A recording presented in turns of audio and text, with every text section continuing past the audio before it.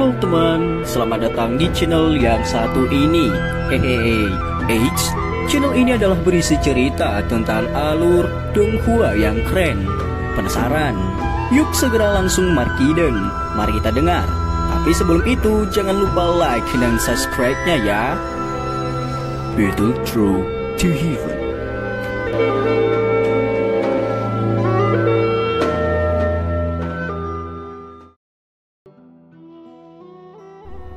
Pada cerita sebelumnya, Xiaoyan telah membantai seluruh orang dari lembah api iblis di lembah dan menyelamatkan Wu Hao dan murid akademi Jianan lainnya. Melanjutkan dari cerita sebelumnya, senyum di wajah Wu Hao perlahan ditarik ketika dia mendengar pertanyaan Xiaoyan. Dia berkata, lembah api iblis ini juga merupakan faksi tua dalam wilayah sudut hitam yang sudah cukup lama. Kekuatan lembah ini juga luar biasa besar. Awalnya mereka tidak memiliki banyak konflik dengan Akademi Jianan. Namun karena gerbang Xiao, hubungan kami telah menjadi seperti air dan api selama 1 hingga 2 tahun ini, ucap Wu Hao. Ada apa? Xiaoyan sedikit terkejut. Masalah ini sebenarnya terkait dengan gerbang Xiao. Alasan utamanya adalah gerbang Xiao berkembang terlalu cepat. Itu bisa dianggap sebagai faksi terkenal dalam wilayah sudut hitam. Perluasan suatu faksi secara alami akan melibatkan beberapa masalah yang tidak dapat dihindari dengan faksi lain. Oleh karena itu beberapa masalah terbentuk antara gerbang Xiao dan lembah api iblis. Dengan peningkatan besar konflik ini, pertempuran besar secara alami tidak dapat dihindari. Wu Hao menghela nafas tak berdaya dan terus dia melanjutkan penjelasannya. Pada awalnya lembah api iblis ini telah mengungkapkan kekuatannya yang kuat sebagai faksi lama. Namun, gerbang Xiao berulang kali dikalahkan dalam beberapa pertempuran mereka. Pada akhirnya Akademi Jianan akhirnya campur tangan dan membantu gerbang Xiao mengalahkan lembah api iblis. Selama pertempuran kami membunuh beberapa ahli dari mereka. Karena ini lembah api iblis dan Akademi Jianan membentuk permusuhan. Skema lembah api iblis ini sangat tercela. Setelah menyimpan dendam dengan Akademi Jianan, mereka diam-diam menyerang para siswa dari akademi yang pergi keluar untuk berlatih. Cukup banyak siswa yang telah mati di tangan mereka selama 1 hingga 2 tahun ini. Tindakan ini benar-benar membuat marah Akademi Jianan. Awalnya kami jarang campur tangan kecuali gerbang Xiao dalam masalah besar. Pada akhirnya, itu pertempuran besar antara Akademi Jianan dan lembah api iblis. Pertempuran hidup dan mati akan meletus saat para ahli dari kedua belah pihak bertemu. Wu Hao menggertakkan giginya ketika dia berbicara sampai titik ini. Jelas dia merasa sangat marah dengan cara tercela lembah api iblis itu. Ekspresi Xiaoyan perlahan berubah gelap dan serius saat dia menyaksikan wajah marah Wu Hao. Menyerang siswa biasa. Taktik semacam ini sangat tidak bermoral sehingga membuat rambut seseorang berdiri. Tidak heran Akademi Jianan akan sangat marah, bahkan menyerah pada sikap netral dan memulai perang dengan lembah api iblis. Tidak lama setelah Akademi Jianan dan lembah api iblis memulai perang, lembah api iblis merekrut semua ahli yang telah bergabung dengan Han Feng dalam menyerang Akademi Jianan saat itu. Tujuan utama mereka adalah untuk melawan Akademi Jianan. Kekuatan dari lembah api iblis ini cukup kuat. Bahkan dengan kekuatan Akademi Jianan, sulit untuk mengalahkan mereka. Oleh karena itu pertempuran besar terus menjadi jalan buntu. Dengan cara ini, Akademi akan mengirim orang-orang yang kuat untuk menjaga para siswa setiap kali mereka akan keluar untuk berlatih. Namun, informasi ini tiba-tiba bocor kali ini dan pihak lain menemukan jejak kami. Jika kamu tidak muncul tepat waktu, sepertinya orang-orang di sini tidak akan memiliki akhir yang baik. Wu Hao mengerutkan keningnya sambil terus berbicara. Jika kita membandingkan fondasi mereka, kemungkinan lembah api iblis lebih muda daripada Akademi Jianan kan? Xiaoyan merenung ketika dia berbicara. Akademi Jianan mungkin hanya memiliki tetua pertama Suqian sebagai satu-satunya elit mereka Douzong di permukaannya. Tetapi dia tahu, akademi pasti menyembunyikan kekuatan yang sangat menakutkan. Salah satu contoh adalah 2 penjaga aula di lembah misterius itu. Para penjaga itu tidak akan campur tangan sampai akademi mencapai titik di mana kelangsungan hidupnya melayang di tepi jurang. Tidak satupun dari mereka yang muncul, bahkan selama momen darurat ketika Han Feng menyerang akademi dalam. Wu Hao tertawa pahit. Xiaoyan mengerti, orang-orang tua itu mungkin kuat, tetapi mereka semua orang yang kuno yang hanya tahu bagaimana mematuhi peraturan. Apakah lembah api iblis itu juga memiliki seorang elit Douzong? Tanya Xiaoyan. Ya, kepala lembah api iblis juga merupakan elit Douzong. Namun ia biasanya menghabiskan sebagian besar waktu dalam retret dan jarang muncul di wilayah sudut hitam. Orang biasa tidak akan tahu banyak tentangnya. Seorang ahli asli di wilayah sudut hitam tidak memiliki banyak minat untuk merebut apa yang disebut peringkat hitam. Oleh karena itu kamu tidak boleh yakin hal ini mengukur kekuatan keseluruhan dari wilayah sudut hitam. Dengan mampu bertahan untuk waktu yang lama di sekitar Akademi Qianan, tidak berlebihan mengatakan wilayah yang kacau ini adalah tempat yang penuh dengan naga dan harimau yang tersembunyi. Bahkan kekuatan para tetua emas perak itu akan memiliki kesenjangan besar jika dibandingkan dengan para ahli sejati ini. Xiaoyan mengangguk. Melihat situasinya sekarang, wilayah sudut hitam memang menyembunyikan akarnya yang dalam. Dia berpikir hanya tetua emas perak yang terkuat di wilayah ini. Tentu saja, Xiaoyan saat ini secara alami bukanlah seorang Dou Huang seperti 2 tahun lalu. Saat ini dia adalah ahli asli Dou Huang. Bukan seolah-olah dia tidak ada elit Douzong yang telah dikalahkan di tangannya. Dia percaya jika dia bertukar pukulan dengan Han Feng sejak saat itu dengan kekuatannya saat ini, dia pasti tidak akan perlu menggunakan kekuatan Yao Lao seperti yang dia lakukan sebelumnya untuk mengalahkan Han Feng. Sepertinya wilayah sudut hitam ini telah mengalami masa-masa penuh gangguan selama 2 tahun ketidakhadiranku. Xiaoyan menghela nafas pelan setelah mendengar kata-kata Wu Hao. Xiaoyan, kembalinya kamu kali ini tidak hanya mengunjungi kami kan? Xiaoyu di sampingnya melirik dokter peri kecil di samping Xiaoyan saat dia mengajukan pertanyaan. Xiaoyan menggosok hidungnya dan tertawa. Ada beberapa hal yang harus aku bicarakan dengan penatua pertama. Terlebih lagi, Fallen Heart Flame di dalam menara pemurnian Qi di Akademi Dalam sepertinya juga telah habis kan? Kamu benar-benar ingat ini. Namun itu sudah habis setengah tahun yang lalu. Jika tetua pertama belum ditahan oleh lembah api iblis, kemungkinan dia akan pergi ke kekaisaran Qiama untuk menangkapmu. Xiaoyu memutar matanya ke Xiaoyan. Xiaoyan tanpa sadar merasa agak malu ketika mendengar ini. Karena kamu juga akan mencari tetua pertama, mengapa kamu tidak kembali bersama kami ke Akademi Qianan? Wu Hao tertawa dan mengubah topiknya. Xiaoyan ragu sejenak sebelum menggelengkan kepalanya dan berkata, wilayah sudut hitam mengadakan lelang skala besar. Aku harus pergi dan melihatnya. Kali ini aku datang untuk mencari beberapa informasi tentang sejumlah bahan obat dan aku mungkin bisa mendapatkan berita di sana, ucap Xiaoyan. Lelang di kota Kaisar Hitam kan? Aku juga sudah mendengarnya. Memang ini adalah lelang terbesar dalam wilayah sudut hitam selama beberapa tahun ini, ucap Wu Hao sambil terkejut. Dia segera merajut alisnya dan berkata, dalam hal ini, aku tidak akan menghentikanmu, namun kamu harus berhati-hati ketika mencapai kota Kaisar Hitam itu. Tempat itu pada dasarnya telah mengumpulkan lebih dari setengah ahli dan faksi dalam wilayah sudut hitam. Menurut informasi yang saya dapat, tampaknya lembah api iblis juga akan berpartisipasi di dalamnya, ucap Wu Hao. Xiaoyan mengangguk lembut dan tertawa. Tenang, jika aku benar-benar bertemu dengan lembah api iblis, aku mungkin secara tidak sengaja memiliki kesempatan untuk melihat seberapa kuat faksi itu yang dapat bersaing dengan Akademi Qianan, ucap Xiaoyan. Kalau begitu, mari kita pergi. Aku akan melindungi kalian semua untuk jarak tertentu. Setelah lelang di kota Kaisar Hitam selesai, aku akan melakukan perjalanan ke akademi setelah itu. Xiaoyan tersenyum ketika dia berbicara dengan Wu Hao dan Xiaoyu. Baik, selama kita mencapai kota, kita akan dapat berkomunikasi dengan Akademi Qianan. Kami akan aman pada saat itu. Tidak ada yang menolak saran Xiaoyan.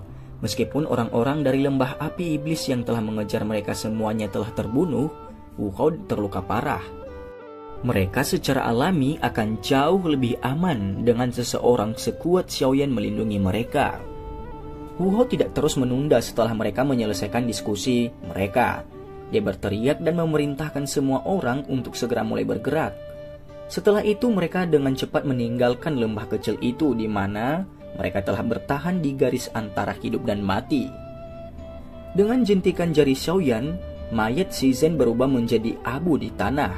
Dengan cara ini, tetua keempat dari lembah api iblis itu diam-diam menghilang seperti asap. Mereka menghabiskan waktu sekitar 2 jam perjalanan setelah mereka meninggalkan lembah sebelum mencapai sebuah kota yang muncul di tengah beberapa gunung tinggi. Xiaoyan memastikan kelompok Wu Hao telah menetap sebelum mereka berpisah lagi. Dia sudah siap untuk bergegas ke kota Kaisar Hitam. Waktu pengadaan lelang besar itu sudah dekat, oleh karena itu Xiaoyan hanya bisa mengambil langkahnya saat ini. Meskipun Wu Hao cukup tertarik dengan lelang berskala besar itu, dia secara alami tidak bisa mengikuti mereka dengan begitu banyak beban yang berkeliaran di sekitarnya. Bagaimanapun, kota Kaisar Hitam saat ini sangat kacau dan dipenuhi dengan berbagai macam orang. Jika ada kecelakaan terjadi, ada kemungkinan seseorang tidak akan dapat menemukan orang itu di dalamnya. Oleh karena itu, dia hanya bisa menunggu di kota ini sebagai para ahli dari Akademi Qianan untuk bergegas dan akhirnya mengirim para siswa ini yang telah mengalami syok besar kembali ke akademi. Kelompok orang Xiaoyan dengan cepat meninggalkan kota itu sementara Wu Hao merasa tertekan karena tanggung jawabnya. Mereka mempercepat langkah mereka dan terbang ke lokasi pelelangan sesuai dengan peta yang mereka dapat. Singkat cerita, selang beberapa waktu perjalanan mereka akhirnya sudah sampai pada ujung perjalanan mereka. Xiaoyan mengamati tembok kota yang menjulang dari kejauhan saat dia berdiri di atas lereng. Keterkejutan melintas di matanya. Kota Kaisar Hitam ini memang seperti namanya. Ukuran besarnya tidak menyebabkan kata kaisar menjadi luar biasa. Dinding kota gelap hitam yang memanjang ke cakrawala mengandung perasaan dingin. Di bawah sinar matahari yang tersisa, dinding kota berwarna hitam muncul seperti cermin yang memantulkan cahaya samar. Siapapun yang memiliki pengetahuan tentang dinding itu, dia akan dapat menemukan permukaan tembok kota ini sebenarnya ditutupi oleh lapisan batu cermin hitam yang sangat langka. Sebuah tembok kota yang dibentuk dari material semacam itu memiliki kemampuan unik untuk memantulkan beberapa serangan. Itu adalah pilihan yang bagus untuk digunakan sebagai tembok kota, meskipun benda ini cukup langka. Namun sekte di wilayah sudut hitam ini benar-benar dapat menggunakannya untuk menutupi dinding kota. Sekte kaya seperti itu menyebabkan Xiaoyan kaget, tetapi dokter peri kecil juga di sisinya menghela nafas takjub. Itu memang mahal. Xiaoyan mengalihkan pandangannya ke kerumunan manusia di mana aura ganas berulang kali berlalu. Kekacauan suasana yang aneh di wilayah sudut hitam ini memiliki jumlah besar. Tidak peduli seberapa kuat faksi itu, mustahil untuk sepenuhnya menghentikan terjadi kekacauan semacam ini. Orang-orang dalam wilayah ini mengabaikan aturan apapun. Ukuran dan kekuatan kepalan tangan seseorang adalah kebenaran yang paling penting di tempat ini.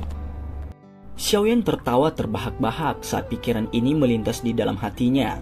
Dia tidak mendiskriminasi kekacauan. Dia tahu selama seseorang memiliki kekuatan yang cukup di wilayah sudut hitam ini, orang itu akan menjadi individu yang agung. Xiaoyan mengeluarkan teriakan lembut dari mulutnya sebelum meraih Ziyan saat dicari di semua tempat dan menariknya ke sisinya. Dia dengan lembut berkata, "Kamu lebih baik taat sebelum memasuki kota. Mungkin ada banyak harta di dalamnya. Tetapi jika kamu secara acak bertindak seperti yang kamu lakukan di masa lalu, kamu pasti akan mengundang masalah yang tak berujung. Apakah kamu mengerti?" Ziyan hanya bisa putus asa mengakuinya ketika dia melihat ekspresi serius Xiaoyan. "Ayo pergi." Xiaoyan melambaikan tangannya, dia menarik Ziyan dan tersenyum pada dokter peri kecil di sisinya dan memimpin berjalan menuju pintu masuk kota itu. Dokter peri kecil itu mengangguk sedikit ketika dia mendengar ini. Mata ungu keunguannya dengan sembrono menyapu orang-orang yang lewat di sekitarnya yang berulang kali melempar tatapan mereka.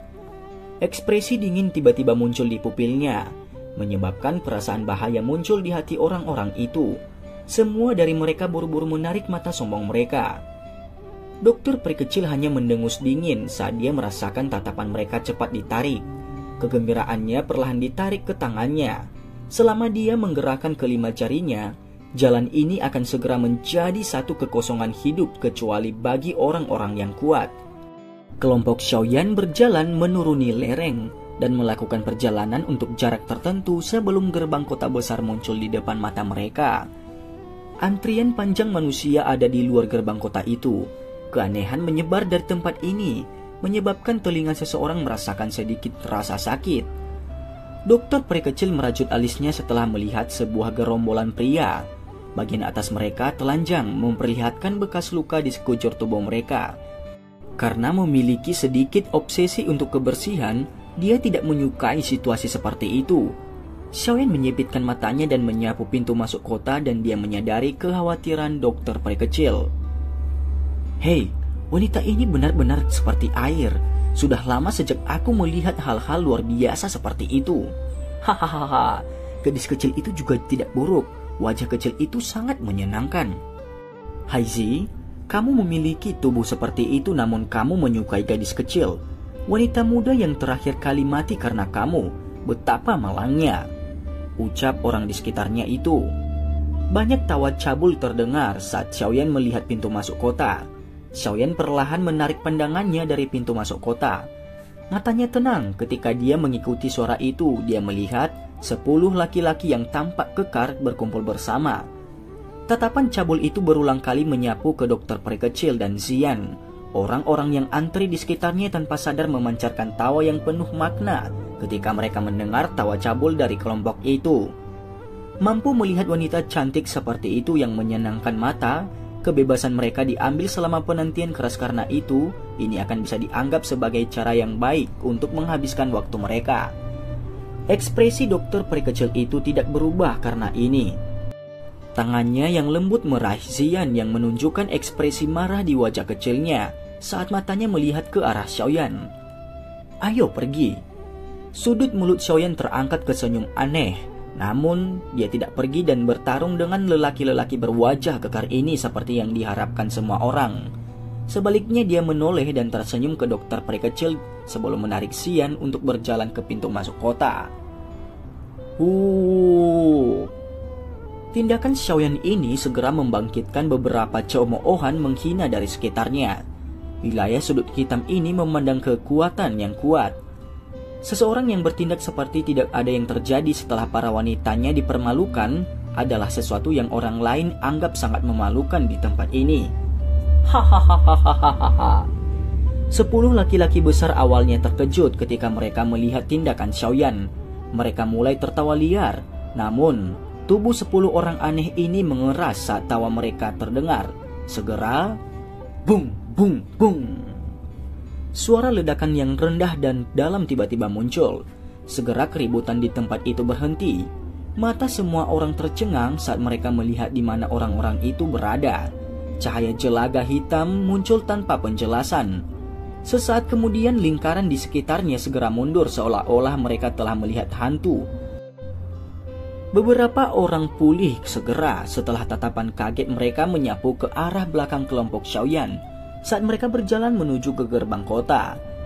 Perasaan gelombang dingin naik di dalam hati mereka saat mereka mengingat adegan aneh dari sebelumnya. Mereka tidak lagi berani mengeluarkan suara sekecil apapun. Mereka takut adegan yang tidak biasa dari sebelumnya akan terjadi pada tubuh mereka.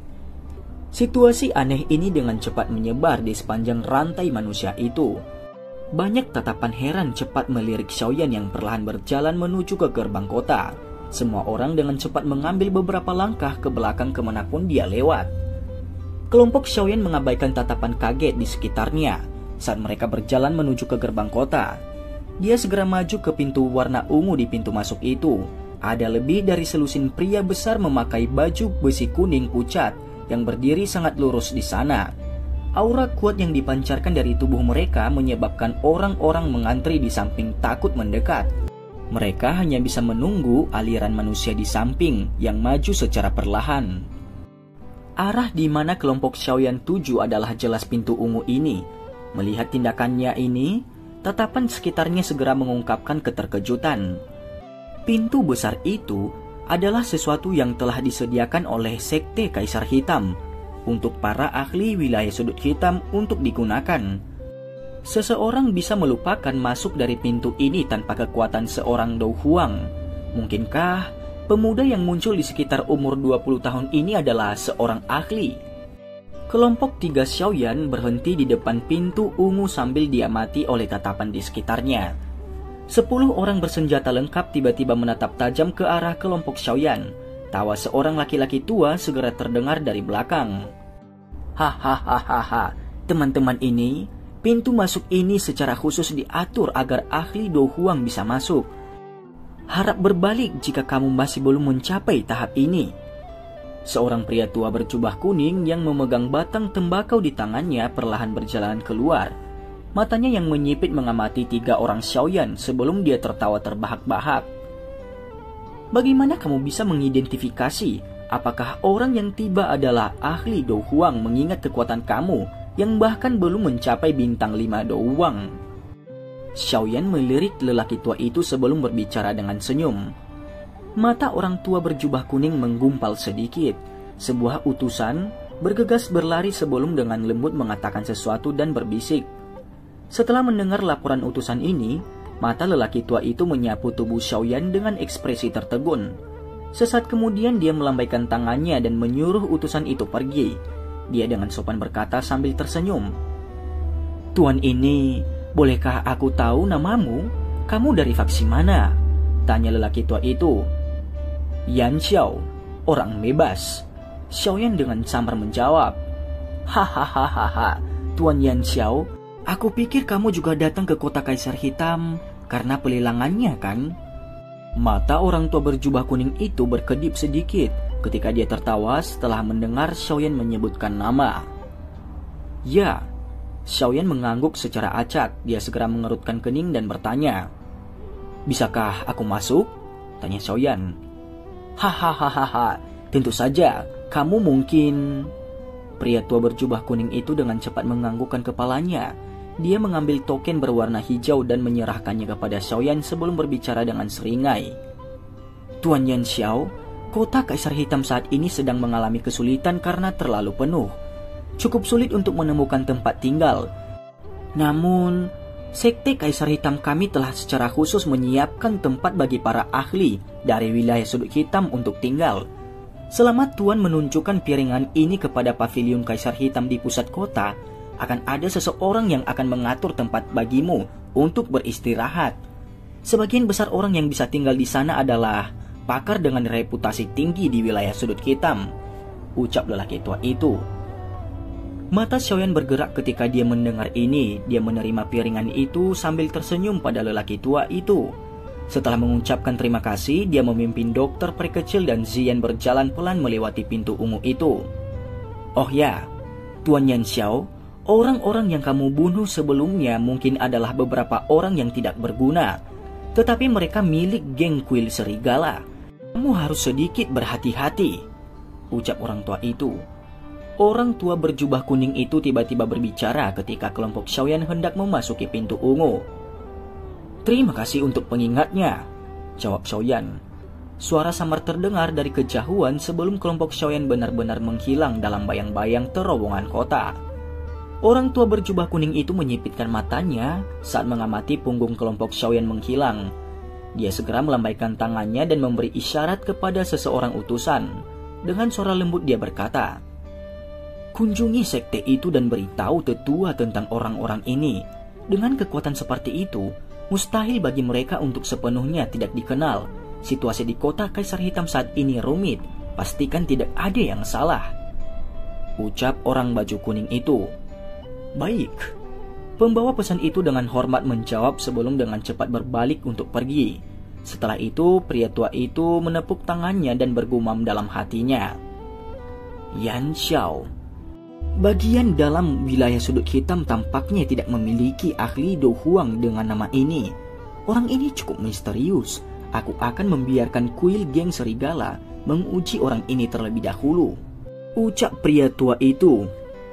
Kembali ke Xiaoyan. Xiaoyan berjalan keluar dari terowongan yang agak gelap itu. Sinar matahari yang menyilaukan bersinar dari langit. Suara kebisingan seperti lagu iblis di telinganya itu menyebabkan Xiaoyan mengerutkan kening. Xiaoyan menyipitkan matanya saat dia perlahan mengangkat kepalanya. Dia melihat bagian dalam kota yang sangat besar dan lalu lintas manusia yang padat yang bergerak di sepanjang jalan yang luas di depannya. Kemana kita harus pergi selanjutnya? Tanya dokter peri kecil. Xiaoyan merenung sedikit sebelum dia berkata, pertama-tama kita akan pergi ke toko obat yang lebih besar di kota dan melihat-lihat. Bagian dalam wilayah sudut hitam memiliki cukup banyak bahan obat langka yang tidak dimiliki di dunia luar. Jika kita beruntung, kita mungkin bisa mendapatkan beberapa bahan obat yang kita butuhkan. Selain itu, kita juga harus menanyakan informasi yang terkait dengan tetesan tubuh transformasi bodhisattva. Bahkan aku tidak memiliki pengetahuan yang cukup tentang hal itu. Oleh karena itu kita hanya dapat pergi dan bertanya, ucap Xiaoyan. Dokter peri kecil sedikit mengangguk dan tidak keberatan. Oh ya, kamu bisa menyerang lain kali jika kita bertemu orang semacam itu. Situasi semacam ini sangat umum di wilayah sudut hitam. Tidak ada yang akan menyalahkanmu. Xiaoyan perlahan berjalan menuju jalan yang luas itu sambil berbicara. Dokter peri kecil sedikit terkejut. Dia tersenyum sedikit. Dia mengangguk, setelah itu menarik tangan Zian dan segera mengikuti Xiaoyan. Mereka bertiga perlahan berjalan melewati bagian dalam kota Kaisar Hitam yang sangat besar itu. Setelah melihatnya, mereka akhirnya mengerti dengan jelas berapa banyak orang yang datang ke kota Kaisar Hitam untuk lelang skala besar ini. Kutukan dan jeritan berulang kali terdengar ke telinga mereka. Di sisi lain, banyak toko-toko obat yang tersusun rapi di kedua sisi jalan. Tanpa kecuali, toko-toko ini semua dipenuhi orang-orang yang datang dan pergi. Lelang besar ini telah membawa sejumlah besar lalu lintas dan keuntungan manusia. Kelompok 3 orang Xiaoyan perlahan berjalan menyusuri jalan. Mereka melihat toko obat sepanjang jalan, namun toko itu tidak besar dan tidak ada bahan yang mereka butuhkan. Meskipun Xiaoyan tidak mendapatkan apapun, dia tidak akan menjadi cemas. Bahan-bahan obat yang dia butuhkan semuanya sangat langka. Jadi wajar saja jika susah ditemukan walaupun di wilayah sudut hitam ini. Kelompok Xiaoyan melewati 2 jalan di sepanjang jalan sebelum langkah kaki mereka akhirnya berhenti di depan toko obat yang sangat besar, seperti bangunan yang berlantai banyak.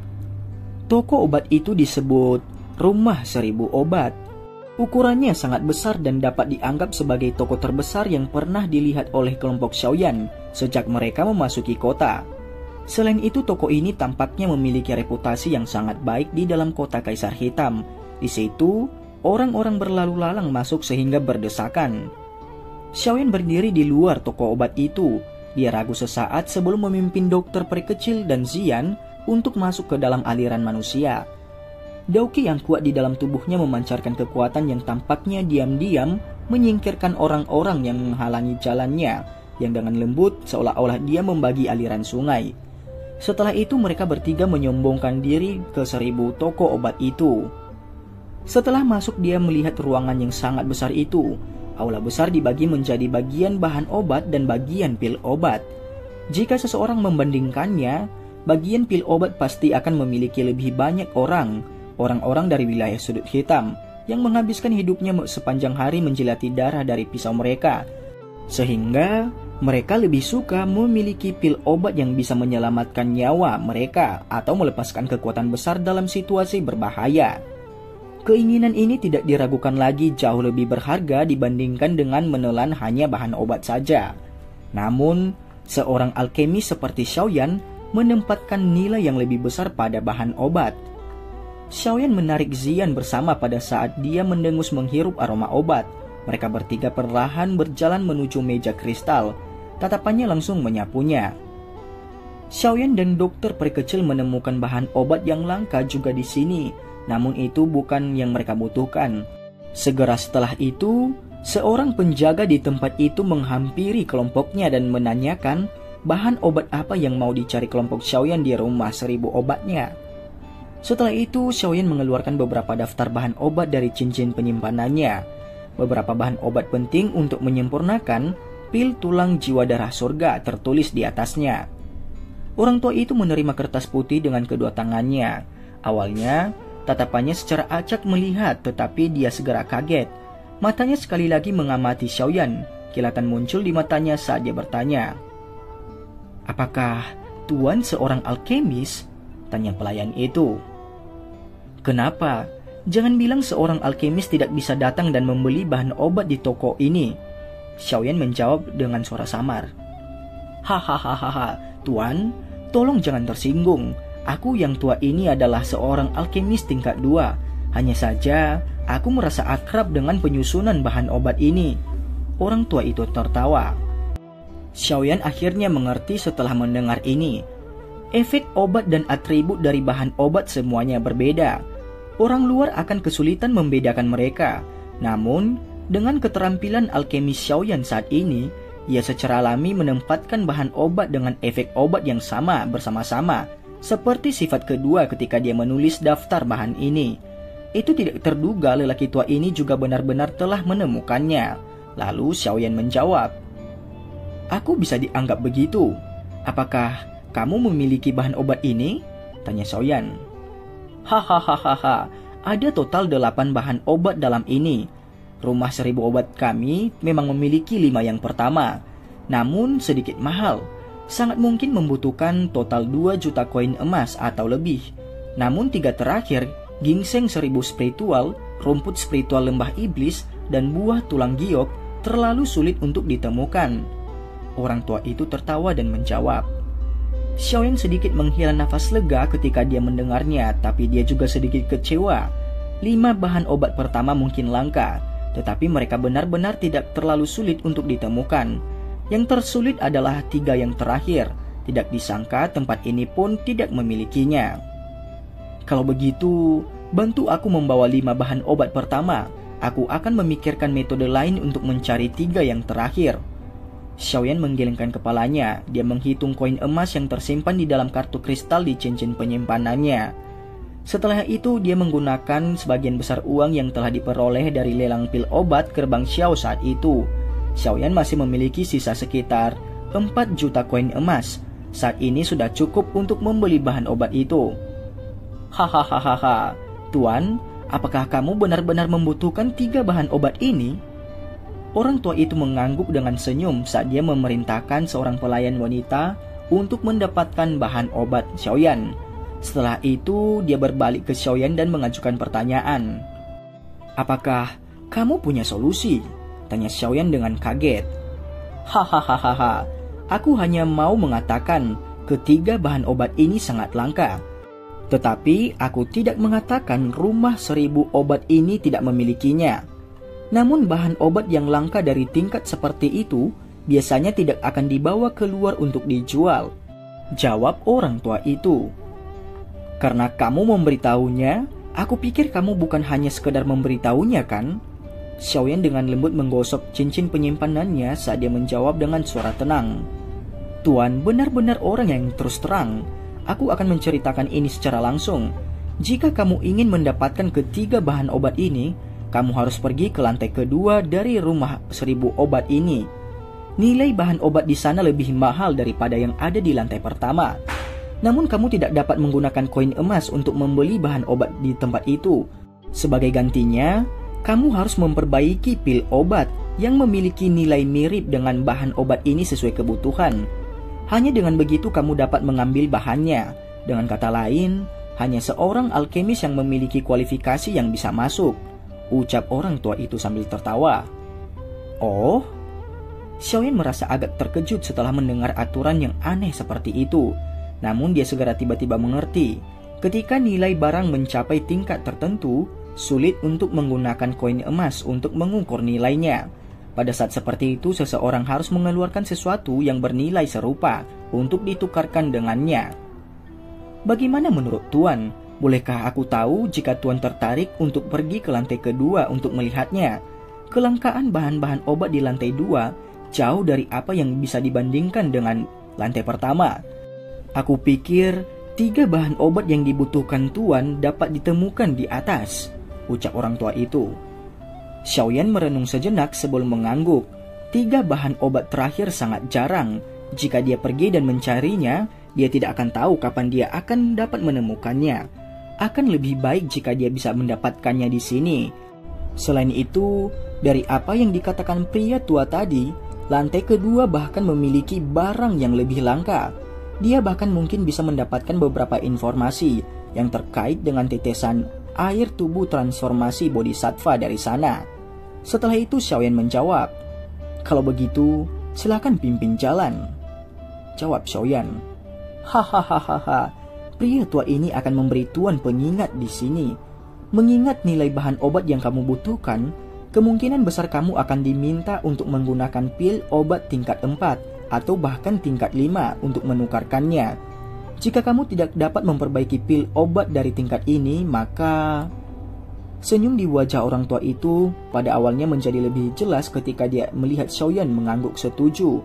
Namun dia ragu sejenak sebelum menyuarakan pengingatnya. "Silahkan pimpin jalan," ucap Xiaoyan. Kilatan yang tidak biasa melintas di mata orang tua itu ketika dia melihat cara Xiaoyan. Ekspresi hormat segera melonjak ke wajahnya sebelum dia memimpin jalan di depan sambil menekuk tubuhnya dengan rendah hati. "Ayo pergi, mari kita lihat lantai kedua untuk melihat apakah ada yang kamu butuhkan," ucap orang tua itu. Xiaoyan menoleh dan tersenyum ke dokter peri kecil dan Zian. Setelah itu mengikuti pria itu. Xiaoyan benar-benar ingin tahu bahan obat yang tidak biasa dan langka yang telah disebutkan orang tua itu. Selain itu, bahan-bahan obat memiliki daya tarik yang lebih besar untuk seorang alkemis daripada pil obat. Dan cerita pun bersambung. Terima kasih telah mendengarkan Mimin sampai akhir ya. Dan jangan lupa nantikan cerita selanjutnya.